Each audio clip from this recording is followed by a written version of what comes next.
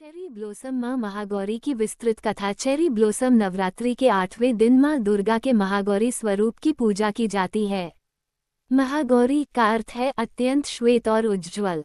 इनका रंग बर्फ की तरह चमकीला और चांद की तरह निर्मल है। कथा प्राचीन समय में जब माँ पार्वती ने भगवान शिव को पति रूप में पाने के लिए कठोर तपस्या करने का संकल्प लिया तो वे गहरे जंगलों में चली गईं।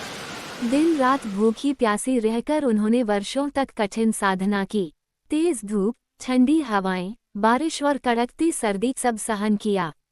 इतने लंबे समय तक तपस्या करते करते उनके शरीर पर धूल, मिट्टी और कालापन जम गया।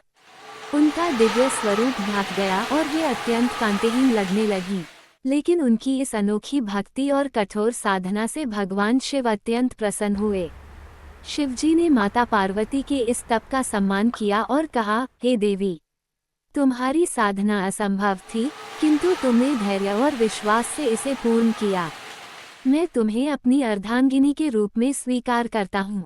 इसके बाद शिवजी ने गंगा जल से माता का स्नान कराया। स्नान करते ही उनके शरीर का सारा मैल और कालापन दूर हो गया।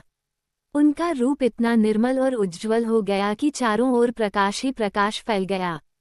तभी से वे महागौरी नाम से पूजित हुईं। स्वरूप और विशेषताएं। मां महागौरी का वर्ण हिम जैसा श्वेत है।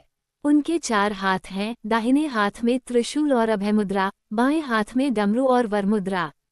उनकी सवारी सफेद रंग का बैल नंदी है।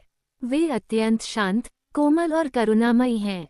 महत्व। मां महागौरी की पूजा से जीवन के सारे पाप मिट जाते हैं, दुख और दरिद्रता दूर होती है, मनुष्य के अंदर की नकारात्मकता और अंधकार खत्म होकर प्रकाश और शांति का वास होता है।